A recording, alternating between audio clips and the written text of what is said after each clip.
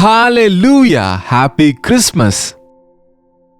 தேவனுடைய மகா கிருபையினாலே அவர் பிறப்பை நினைவு கூறும்படியாக உலகம் முழுவதும் இந்த நாளில் கொண்டாடிக் கொண்டு இருக்கிறோம். இயேசு கிறிஸ்து இரட்சகர் பிறந்தார் என்று நாம மகிழ்ந்து கொண்டிருக்கிற இந்த நேரத்திலே பிசாசு கலக்கமடைகிறானா அல்லது நம்முடைய பண்டிகையில நுழைந்து நம் பண்டிகையின் அர்த்தத்தை எடுத்து போட்டு எவ்வளவு வேண்டுமானாலும் நீங்க ஆர்ப்பாட்டம் செய்யுங்க, நாளைக்கு நீங்க என்னுடையவர்கள் தானே என்பது போல அவனுடைய தந்திரங்களை, அவனுடைய வியாபாரங்களை, அவனுடைய சதிகளை இந்த சந்தர்ப்பமாக நம்முடைய சர்ச்சஸ்ல, நம்ம ஆராதனையில, நம்முடைய இருதயத்தில் வைத்து நம்மை மோசம் செய்கிறானா? எச்சரிக்கையாக இருப்போம்.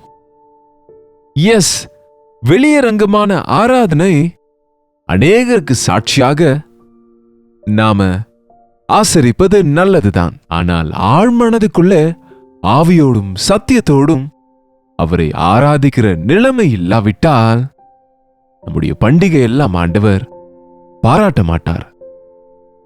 அவருடைய பிறப்பு சந்தோஷமானதுங்க.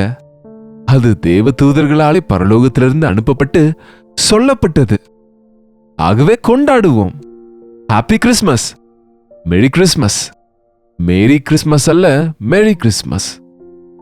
சின்ன ஜெபம் செய்து வார்த்தையை தியானிப்போம். ஆலயத்துக்கு போக வேண்டும்ல, முன்னதாக ஒரு சின்ன தியானம். ஜெபிப்போம். பரிசுத்தரே, எமக்கு நன்றி ஆண்டவரே, இன்னொரு முறை உம்முடைய நாமத்திலே கூடி வர அனுதின தியானம் இந்த பண்டிகை நாளிலும் விட்டுவிடாமல், எத்தனை வேலை இருந்தாலும், எவ்வளவு கொண்டாட்டம் இருந்தாலும், உம்முடைய வார்த்தை தானே ஆண்டவரே எங்களை பிழைக்க செய்து இந்த சூழ்நிலையில் எங்களுக்கு தேவையான வார்த்தை எங்களோடு பேசும்படியாக இயேசு கிறிஸ்துவின் நாமத்திலே கேட்கிறோம் பிதாவே, ஆமென்.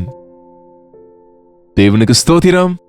ஆலயத்துக்கு போங்கள், தேவனை ஆராதிங்க. நீங்க எந்த ஆலயத்துக்கும் போகாதவங்களாக, சென்னை சுற்றி இருக்கிறவங்களாக இருந்தால், விசேஷமான கிறிஸ்துமஸ் ஆராதனை சென்னை அரும்பாக்கத்தில் இருக்கக்கூடிய ஐஸ்வர்ய மஹால் என்கிற ஹால்ல நடக்க இருக்கிறது.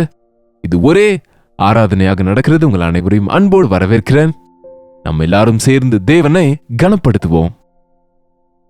நாம மத்தேயுவின் சுவிசேஷம் 1ஆம் அதிகாரம், லூக்காவின் சுவிசேஷம் 2ஆம் அதிகாரம் வாசித்தால் இயேசு கிறிஸ்துவின் பிறப்பை குறித்து தெளிவாக பார்க்கலாம். மத்தேயு 1:2 கூட, இந்த 2 அதிகாரங்கள், லூக்கா 1:2, இந்த 4 வாசிப்பது கூட இதற்கு முன்பே நீங்க வாசித்திருந்தாலும் இந்த சந்தர்ப்பமாக நீங்க இதை வாசிக்கும் பொழுது இன்னும் அநேகமான சத்தியங்களை நாம் அங்க கவனிக்க முடியும். திருப்பிக் கொள்ளுங்க. லூக்காவின் சுவிசேஷம் 1 அதிகாரத்திலே பார்த்தோம் என்றால் 26ஆம் வசனத்திலே கிறிஸ்மஸ் ஸ்டார்டட். இங்கதாங்க 6ஆம் மாதத்திலே காபிரியேல் என்னும் தூதன், தேவதூதன், கலிலேயாவில் உள்ள நாசரேத் என்னும் ஊரிலே தாவீதின் வம்சத்தானாகிய யோசேப்பு என்கிற நாமமுள்ள புருஷனுக்கு நியமிக்கப்பட்டிருந்த ஒரு கன்னிகை இடத்துக்கு தேவனாலே அனுப்பப்பட்டான். அல்லேலூயா. தேவனிடத்திலிருந்து தூதன் அனுப்பப்பட்டான். எங்க என்று பார்த்தால், இவ்வளவு பெரிய உலகத்திலே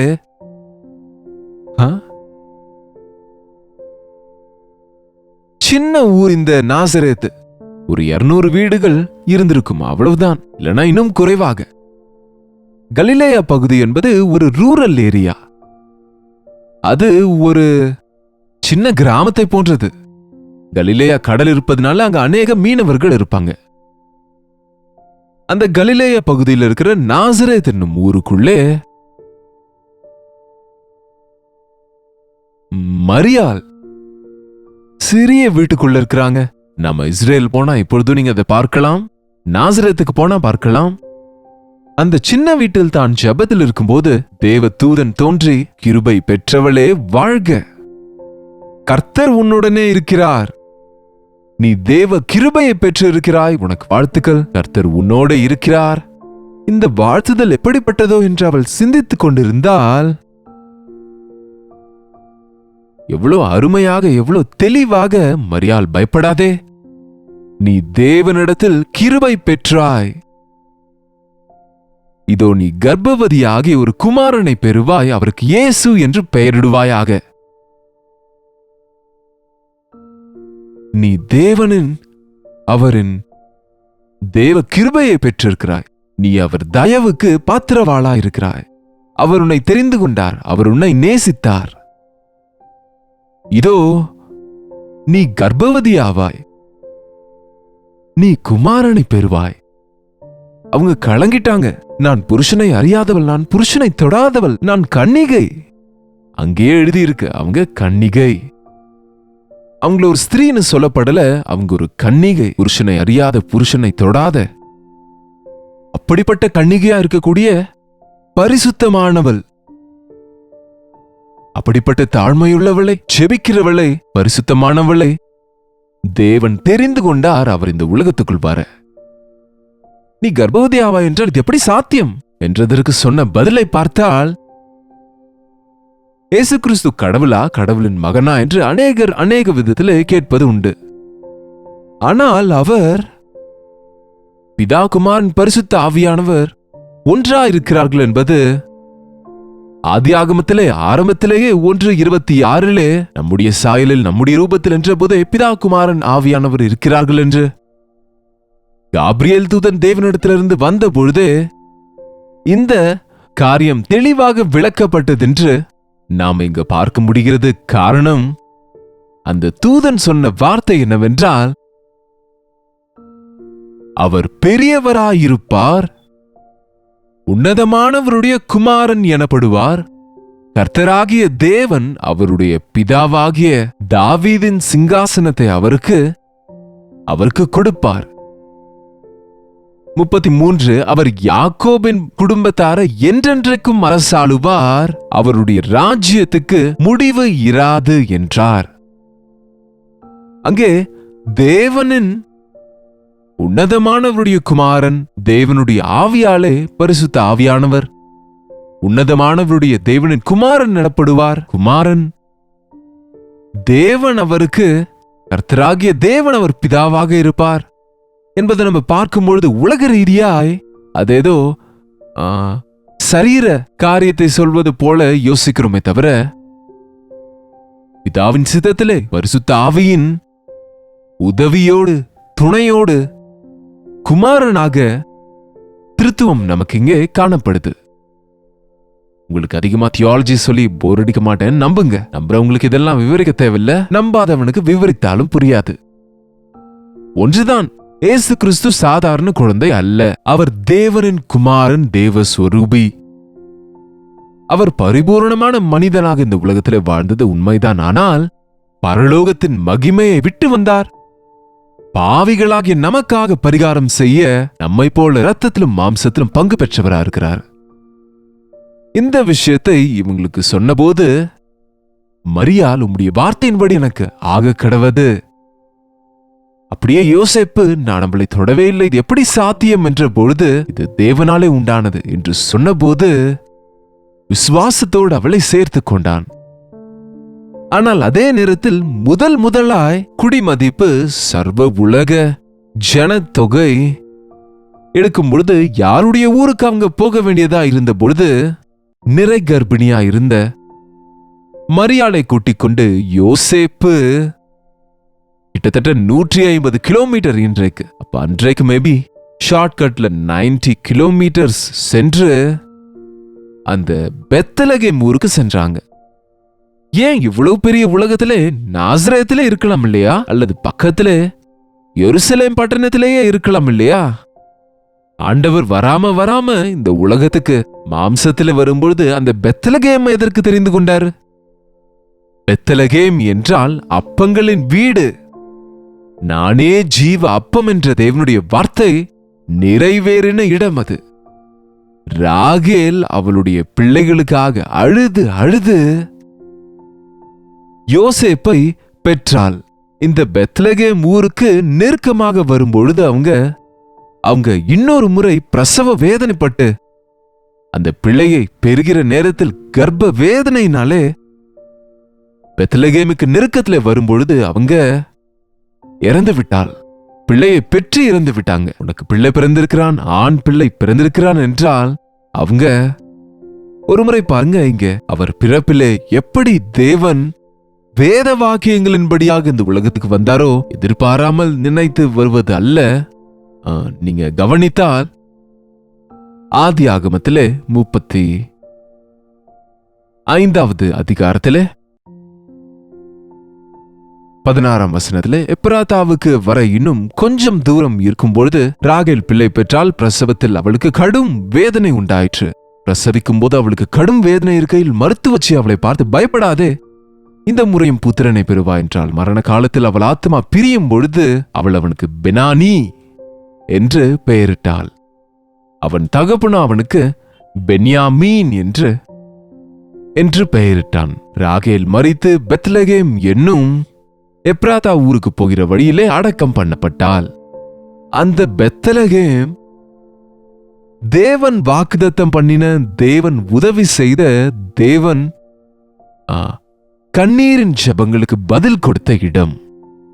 கிட்டத்தட்ட 41 முறை பெத்லகேமை குறித்து பழைய ஏற்பாட்டிலே சொல்லப்பட்டு இருக்கிறது. பெத்லகேமை குறித்து தீர்க்க தரிசனம் உரைக்கப்பட்டது. பெத்லகேமுக்கு மெஸ்ஸியா வருவார், உலக இரட்சகர் வருவார், ஜீவாதிபதி வருவார் என்பது நிறைவேறப்பட்டது. ரூத்து அந்த இடத்துக்கு சென்ற போது ஆசீர்வதிக்கப்பட்டாங்க. அந்த ரூத்தின் வம்சத்திலிருந்து தாவீது வந்தார். அந்த தாவீதின் ஊராக பெத்லகேம் அழைக்கப்பட்டது. தாவீதின் வம்சத்திலிருந்து இரட்சகர் வர வேண்டும் என்பது அப்படியே நிறைவேறினது போல தேவனுடைய உன்னதமான திட்டத்தின்படி கர்த்தராகிய ஆண்டவர் அன்றைக்கு ஆபிரகாமுக்கு கொடுத்த வாக்குத்தத்தத்தின் நிறைவேறுதலாக என்றைக்கும் இருக்கக்கூடிய ராஜ்யத்தை நிலைநிறுத்த அவர் வந்தார். அவர் ராஜ்யம் என்றைக்கும் இருக்கும் என்று சொல்லப்பட்டது.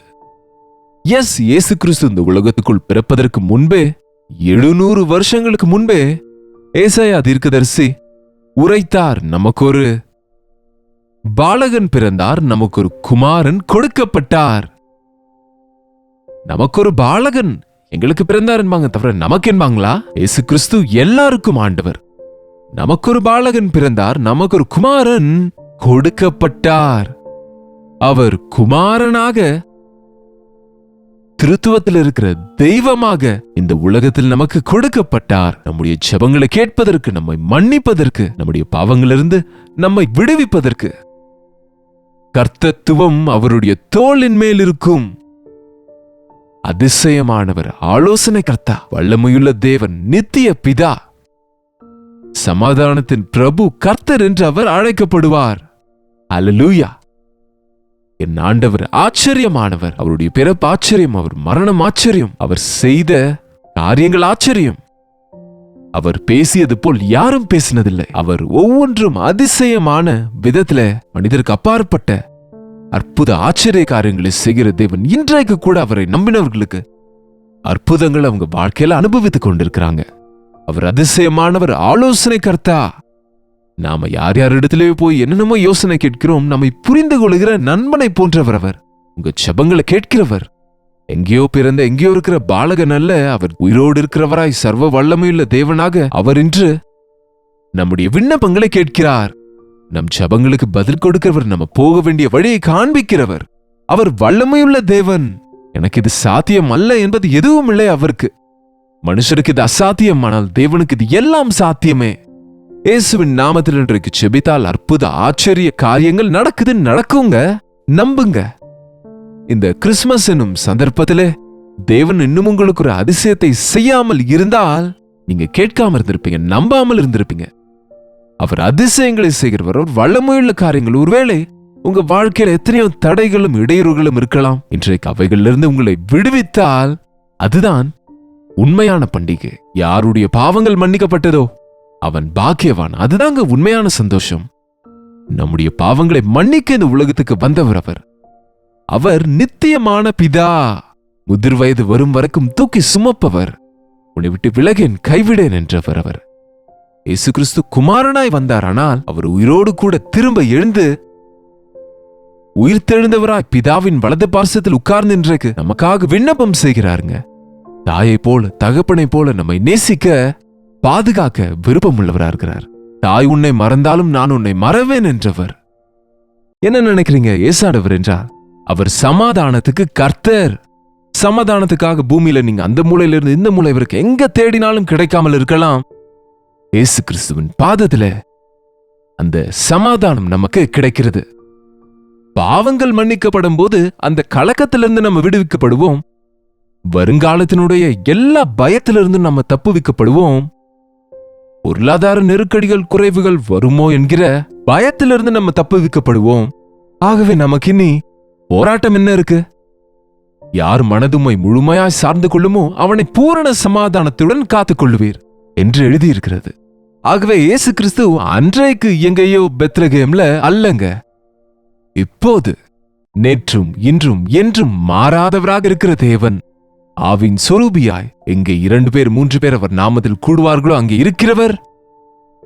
இந்த நாளில் அவர் உங்கள் இருதயத்தை தெரிந்து கொள்கிறார். இதோ நான் உன் இருதயத்தின் வாசலில் நின்று கதவை தட்டுகிறேன், ஒருவன் கதவை திறந்தால் நான் உள்ளே வருவேன் என்ற ஆண்டவர் உங்கள் இருதயத்துக்குள் வர வேண்டும் என்று ஆவலோடு இருக்கிறார். அன்றைக்கு மரியாளின் கர்ப்பத்தை தெரிந்து கொண்டார், இன்றைக்கு நம் இருதயத்தை தெரிந்து கொள்கிறார்.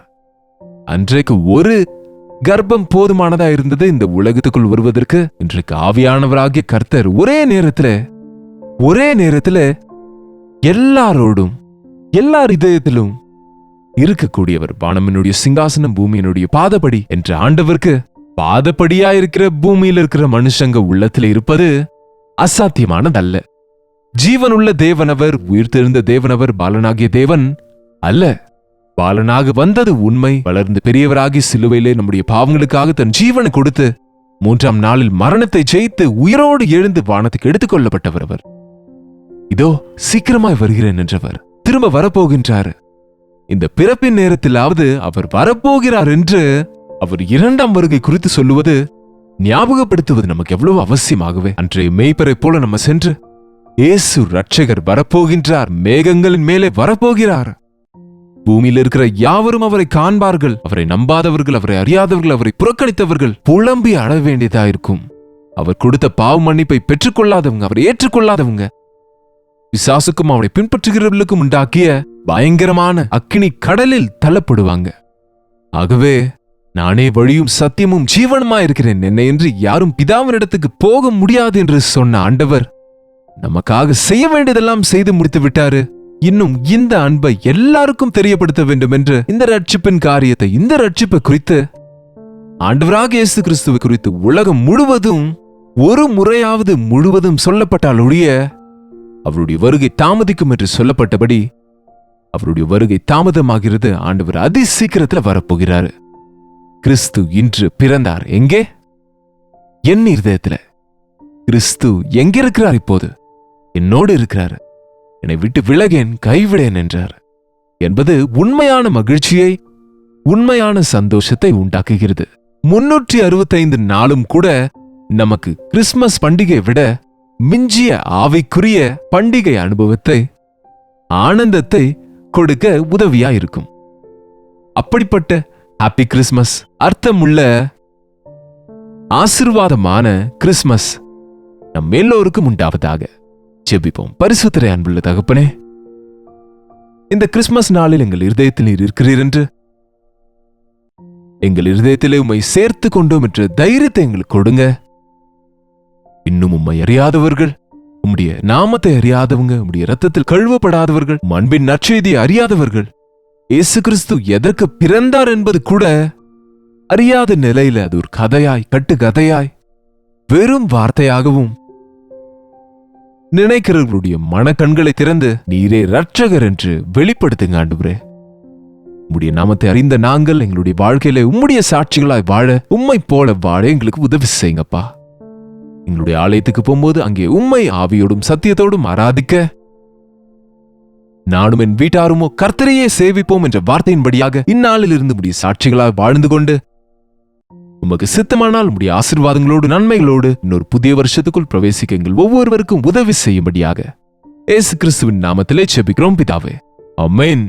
நம்முடைய பிதாவாகிய தேவனுடைய அன்பும் குமாரனாகிய இயேசு கிறிஸ்துவின் கிருபையும் பரிசுத்த ஆவியானவருடைய அந்யோன்யமும் ஐக்கியமும் கூடி வந்திருக்கிற நம் அனைவருக்கும் இப்பொழுதும் சதா காலமும் துணையாயிருப்பதாக. ஆமென். தேவனுக்கு ஸ்தோத்திரம். உங்களுடைய ஜெப விண்ணப்பங்களை, பாரங்களை நீங்க எங்களுக்கு தெரியப்படுத்த 8939801234 என்கிற எண்ணிற்கு வாட்ஸ்அப் அனுப்புங்க. என்னங்க பண்டிகை நாளிலுமான்னு கேட்காதீங்க. ஆமாங்க, இன்றைக்கு கூட எத்தனை பேர் ஹாஸ்பிடல்ஸ்ல இருக்கிறாங்க, எவ்வளவு பேர் கஷ்டங்கள் இருக்கிறாங்க, ஆக்சிடென்ட்ஸ் ஆகி மரித்து இருக்கிறாங்க என்று பார்த்தால் ரொம்ப வேதனையாக இருக்கிறது. மற்றும் அவங்களுடைய ஆறுதலுக்காக மற்றும் தேவன் அவர்களே இரக்கம் செய்து கிருபை காட்டும்படியாக எதற்கு ஆண்டவர் இந்த உலகத்துக்கு வந்தாரோ அந்த காரியங்கள் மும்முரமா இந்த நாளில் நடப்பதற்கு நாம எல்லாரும் ஜெபிக்க அவசியமா இருக்கிறது. நாங்க ஜெபிக்கிறோம், நீங்களும் தொடர்ந்து ஜெபிங்க. கர்த்தருக்கு சித்தமானால் நீங்க உங்களுடைய ஆலயத்துக்கு செல்லுங்க. சென்று வந்த பிறகு கல்வரி சர்ச் கிறிஸ்துமஸ் ஆராதனை நாங்க சின்ன பகுதியை லைவ் கொடுக்கிறோம். அந்த நேரத்தில் இல்லாவிட்டாலும் ஈவினிங் நீங்கள் பார்த்து நீங்களும் பார்ட்டிசிபேட் செய்து கர்த்தருக்குள்ள மகிழுங்க. வசனத்தின்படியாக வாழ உங்களை நீங்க பலப்படுத்திக் கொள்ளுங்க. கர்த்தருக்கு சித்தமானால் நாளைக்கு இதே போல அனுதின தியானத்துல மீண்டும் கர்த்தருடைய வார்த்தையோடு உங்களை சந்திக்கிறேன். நீங்களும் பார்க்க மறக்காதீங்க. அதுவரை கர்த்தருடைய கிருபை உங்களுக்கு துணையா இருப்பதாக.